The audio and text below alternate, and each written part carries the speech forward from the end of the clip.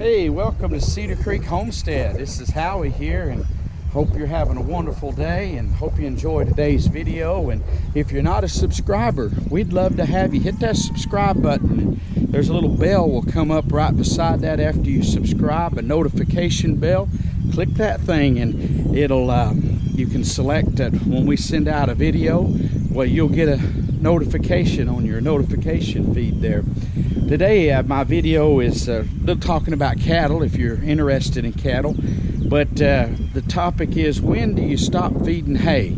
And that's kind of an age-old question, but really, when you have enough forage going that they just don't need it. And this is what I do this time of year. Every year is different. I wished I could say March 15th you could quit feeding hay, or April 1st or April 15th, that there was a certain deadline. I know there are some people that stick to a deadline every year. They'll start feeding hay in the fall on a certain date, and they stop feeding hay in the spring on a certain date. Regardless, they just do it. Kind of like paying taxes is usually April 15th. This year they are extending that out because of the kung flu. They're giving us more time. So because of all that, you had to do that with farming. Sometimes there's things beyond our control. Last year we had a cold. You remember, if you're here in Oklahoma, I don't know how it was the rest of the country, but we were kind of cool and cold last year. And as a result, I fed hay up until almost the end of April.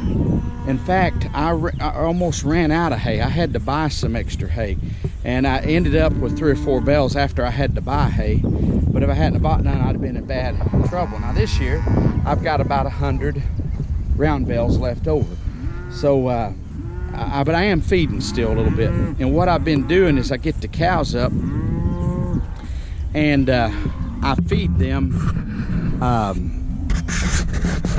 couple of bales and put them over here in this pasture every other day. And they're anxious and ready to get on. I got a couple of 3 cows that's had newborns, and they've kind of wised up. They're back over here, but instead of going over and eating hay with the rest of them, they stay in here where it's green. But I've got this open back up over here and back over here where a couple of different spots, and they've got wheat to eat on in here and some green stuff too, but they'll go out there where the fresh new stuff is today. I've opened this up back over here and gotten it ready for them,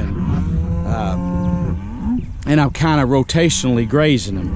And because I've got this wheat, there ain't a lot of the other stuff ain't coming on much. There's some buttercups trying to grow, and I've got clover coming on real good this year. In places I've got a lot of clover. Now the cows will really get after that clover. But anyway, every other day I'm feeding hay, and I'm trying to keep them going that way. And the reason is, when they go to eating a lot of this green stuff, they'll get the squirts, and just old runny squirts. And there's all kinds of reasoning some people think. I think it's because it is so rich on them. When they've been used to eating this low quality or low protein hay and grain and stuff, then all of a sudden, but some farmers say it's because the poor quality that they have, the poor quality, not poor quality, but the new green grass is mostly just water, and that it's not any good for them. I don't know if that is quite true or I agree with that, but nonetheless, they hit this stuff, it gives them the diarrhea. But if you feed a cow a lot of grain, they'll get diarrhea also. So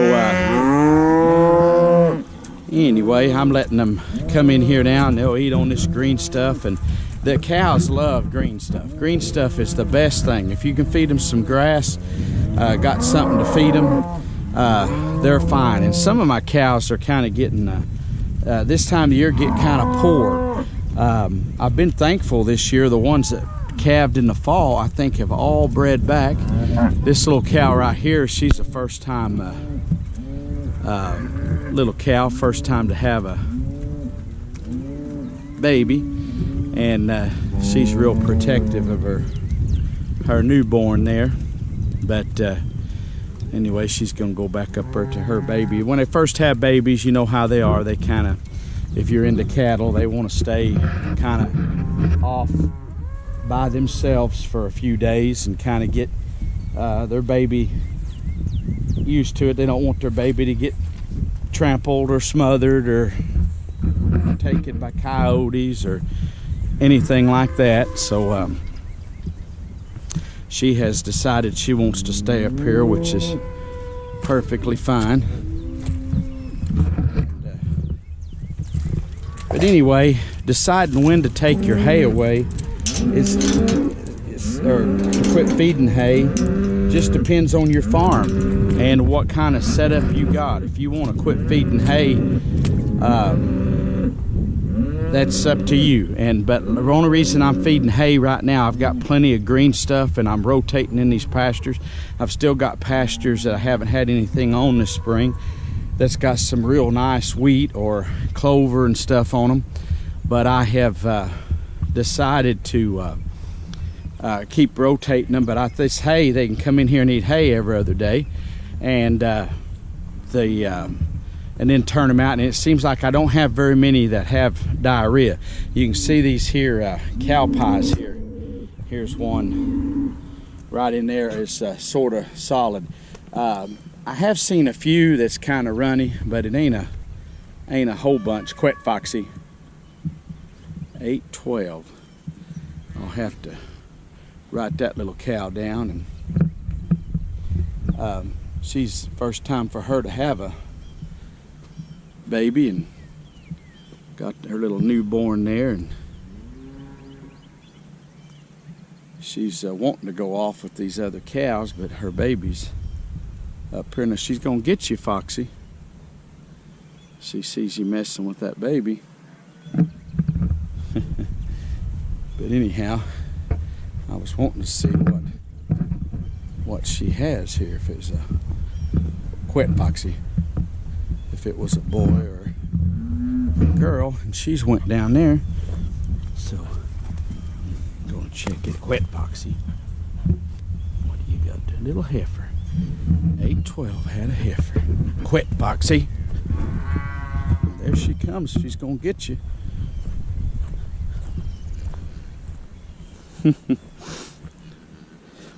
You know, if you got cattle, you always want to kind of watch, and especially if you have a dog about this.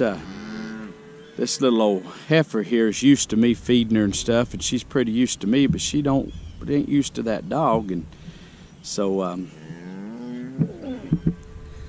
anyway,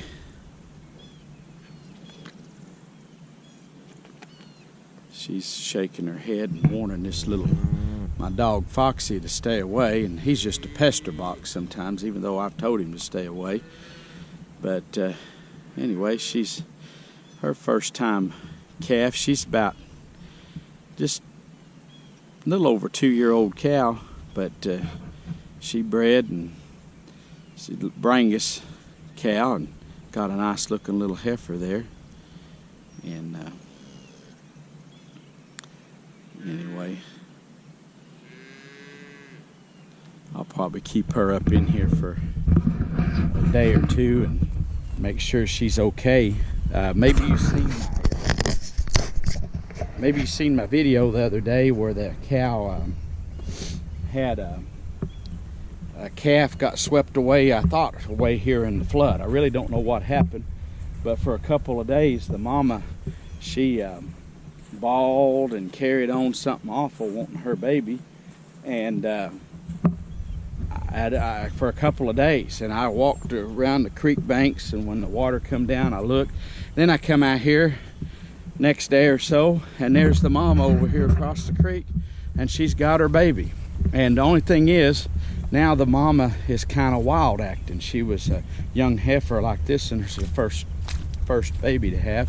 I say that because some people don't understand what a heifer is. I know we all think, well, everybody knows all of this stuff, but if you're not into cattle, you might not understand or know what when we say a first-time calver or heifer term. So I'll try to explain it the best I can. But anyway, they have ate this field down pretty good out in here, and everything they don't, but they're still eating on it. They got tall stuff on over, but they chose to eat this shorter stuff, and they'll graze on over there because they're kind of hungry this morning. I put hay out yesterday, and they pretty much cleaned their hay up, and so now I've turned them out here, wanting them to go on over here to this field. That brings another question. When you quit feeding hay, different people do it different ways, but we start rotationally grazing. And what I do here, and I'll do some more videos, and I've done some, but I'll keep them on a different pasture for a week. But my pasture, because I'm grazing wheat, and this wheat is growing real fast right now, plus the weeds are growing fast. I have a lot of buttercups, if you're familiar with those. Yeah, but the cows will eat them when they're young, but once there's more stuff for them to eat, like more clover and more, there's lots of clover out here too, but once they can eat more like Bermuda grass and other grasses they prefer, they will quit eating the buttercups. Then the buttercups will get up tall, and they have those little yellow flowers that come up, and those are real pretty to look at. And I've had my wife say before, "Oh, look at those pretty flowers," and I'm like, "Oh, all them ugly weeds." But those buttercups give some food in them, but when they get bigger, they get bitter, and the cows won't eat them. And plus, they select. The cows will kind of select. Now, they will eat them some, and they'll eat the tops off, but they'll get to where. But anyway, I'll keep them in a pasture for a week, then I'll move them to another pasture. And by doing that, we've increased our grazing capacity. You know, just like when to stop feeding hay, everybody's grazing capacity is different. You know, some people can do 1 acre per cow, which it would be excellent. I mean, great. We do about like 2 acres per cow here, which is considered very extraordinary. But there are some places that might do 30 or 40 acres for 1 cow, and that's fine. They're utilizing the grass, you know. And here, if we didn't have the rains, we would have to scale back. And I have been prepared, thinking that eventually the rains are going to quit, and if they do, we'll have to you know, scale back maybe. Or some of the land that I have right now, we may not be able to rent. And I've got some rented here, so, and I've got some land that they let me use for free, people do. So I thought, well, one day I might lose that, and if I do, then I'll probably have to reduce my herd. And so I've been keeping track. I've got a software I use, and one day I'm going to do a video on that. I got so many videos I want to do. I have a little trouble uploading sometimes, so I'm trying to do a video almost every day, especially right now in this crisis we're going through. But it's kind of hard, so I've been trying to do one. But anyway, one of these days I'm going to do a video about the software that I use. But anyway, I keep tracking there when they calf and all that good stuff. Well, I go through and mark them. It's got a place where you can put a description. And animals that are potentials to be sold, or maybe I definitely want to sell them, I'll categorize them as a sell them, you know.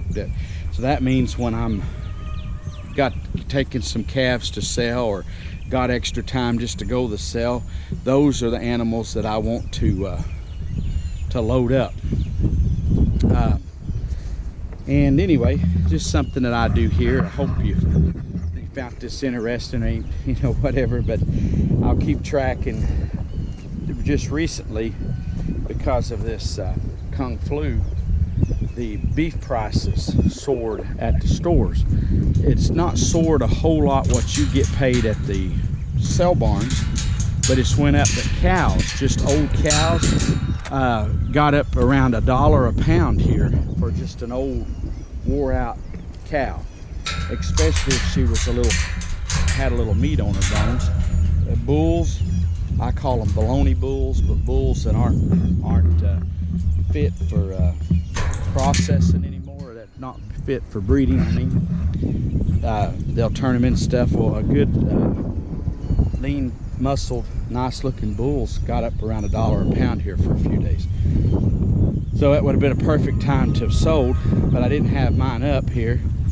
Plus it has been so wet and nasty. Now today would be a good day, but they say that market's kind of dwindling down. But what they needed was, they wanted to grind up a bunch of cows for hamburger meat, because people that are staying at home, that are